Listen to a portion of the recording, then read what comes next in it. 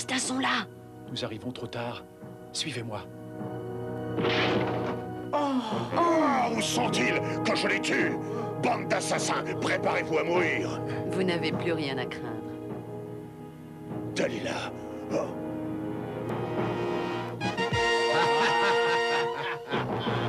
Oh non! Non, Dalila, tu m'as trahi. Alors tu as perdu ta force.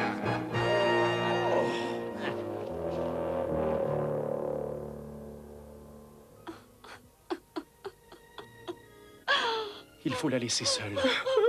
Nous n'y pouvons rien, et personne n'y peut rien.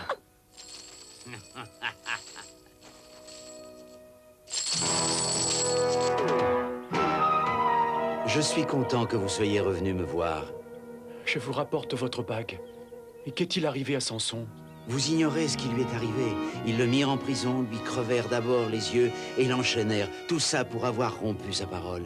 Nous qui le trouvions si fort, il n'a pas réussi à casser ses chaînes. Prions seulement pour qu'il retrouve un jour sa force pour de bon. Avance, Samson, qui t'a dit d'arrêter? Enlevez ces chaînes à ce misérable. On va l'emmener au temple. Ils vont rire quand ils verront ce qui est devenu Samson le Magnifique.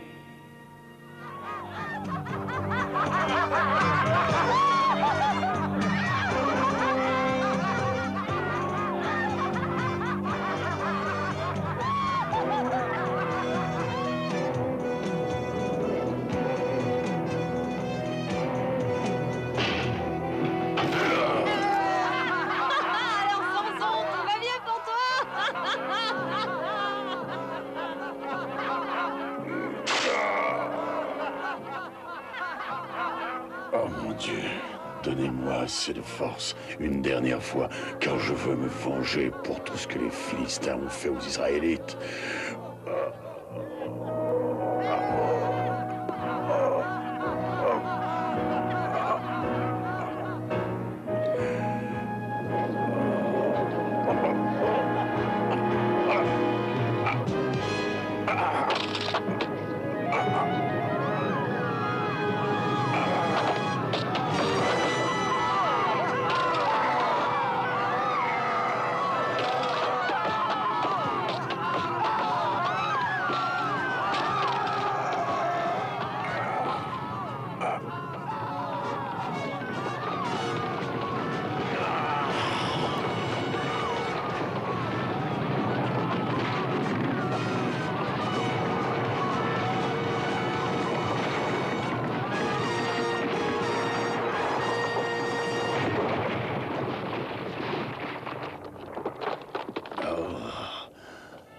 Samson mourut sous les décombres.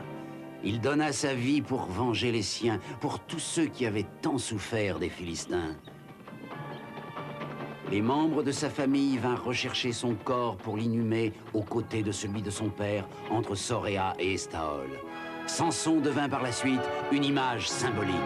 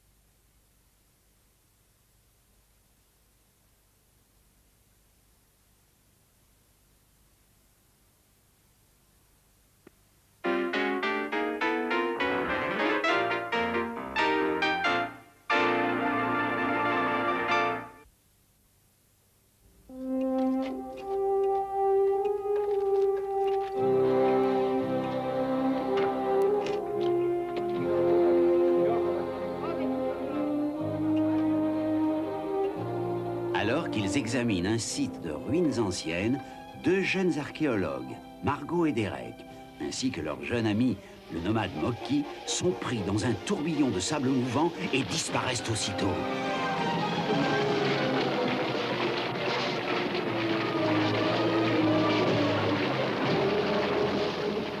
Lorsque le calme revient, ils découvrent stupéfaits qu'ils sont dans une caverne où sont entreposés des objets d'art d'une autre époque et d'une autre civilisation. Et là, sur le portail qui ferme l'entrée de la caverne, ils peuvent lire cette inscription « Quiconque franchit ce seuil remonte le temps ».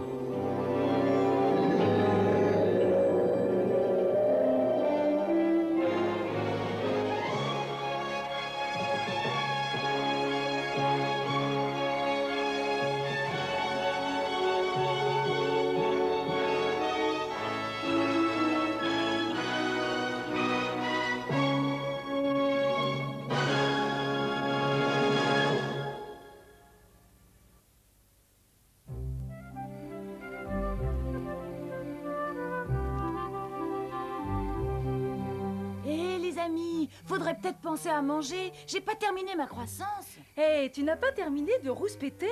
Mon estomac crie famine, mais il vaudrait mieux aller de l'autre côté de la colline. Tu n'entends pas un drôle de bruit? Tu penses à du bacon qui grille, du popcorn qui pétarade, des céréales croustillantes et des sodas glacés? Chut! Écoutez. Si ce n'est pas mon estomac qui gargouille, je dirais que c'est de la musique. Venez, on va monter là-haut pour voir ça.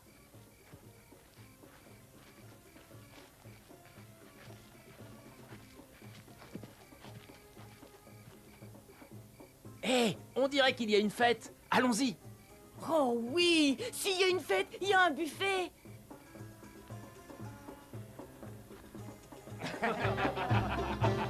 Allez.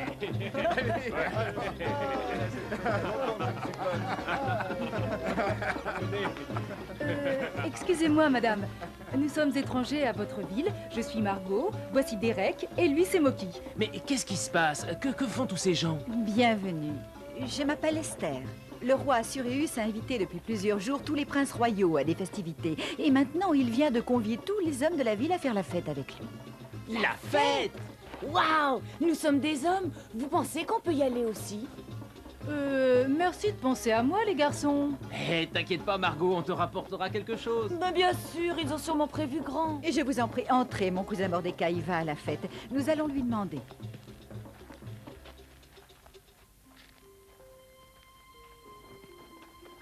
Cousin Mordecai, je te présente Margot, Derek et Moki. Ce sont des étrangers en visite. Les garçons peuvent-ils se joindre à la fête? Moi, je m'occuperai de Margot. Évidemment, il y aura beaucoup de monde, vous passerez inaperçus. Mettez vos plus beaux vêtements puisque nous serons en présence du roi. Je regrette, mais c'est tout ce qu'on a. Ce n'est guère une tenue appropriée. Suivez-moi, jeune homme, le croissant a plein de ressources.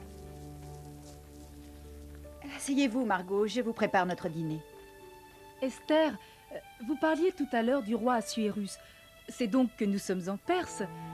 Cependant, les objets de votre maison me font penser que vous êtes juif. Oui, nombreux sont ceux de mon peuple qui retournent à Jérusalem reconstruire le temple. Et nombreux sont ceux qui restent ici au pays où ils sont nés. Tada!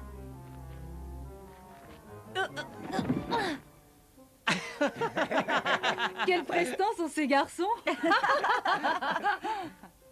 Esther, nous ne rentrerons pas tard. J'espère que nos amis accepteront de passer la nuit chez nous. Très bien, cousin. Amusez-vous bien. On va se gêner.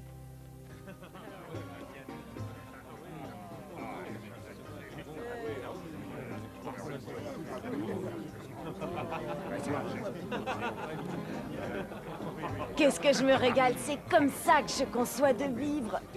Dommage que Margot ne soit pas là.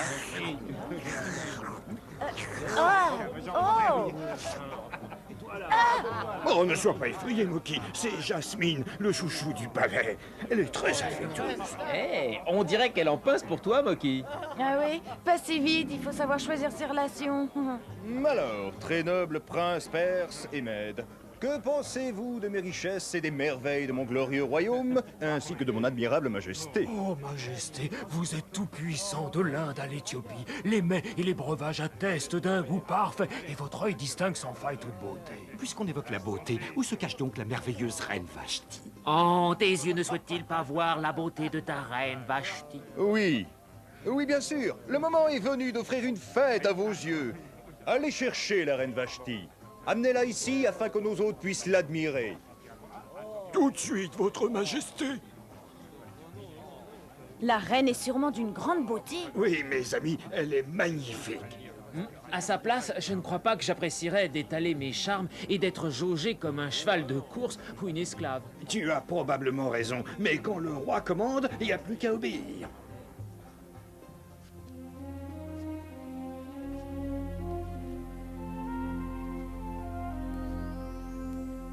Oui, mes seigneurs, qu'y a-t-il? Votre Majesté, Son Altesse Royale, le roi Suirus, souhaite votre présence dans la salle des fêtes.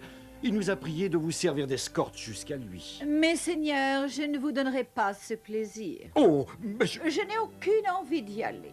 Mais Sa Majesté vous ordonne. Je ne me donnerai pas en spectacle devant cette piétaille. Si le roi désire me voir, dites-lui qu'il n'a qu'à venir. Je vais informer Sa Majesté de votre réponse.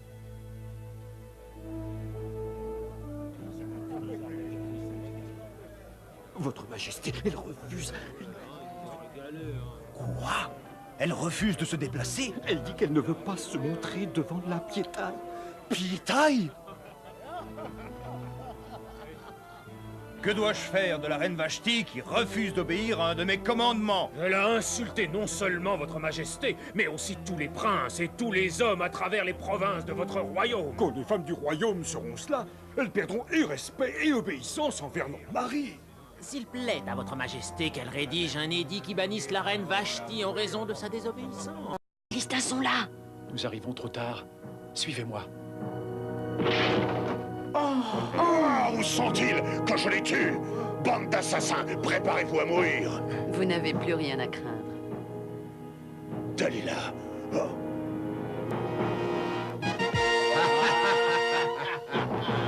Oh non! Non!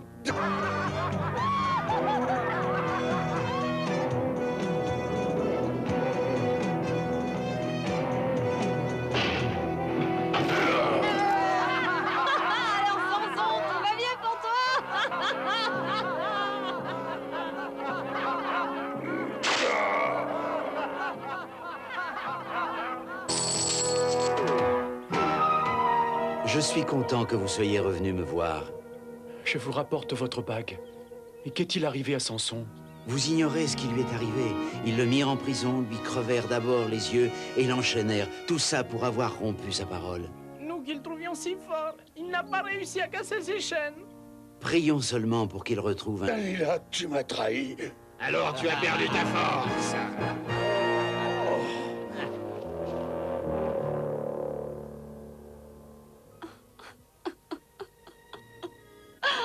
Il faut la laisser seule. Nous n'y pouvons rien, et personne n'y peut rien.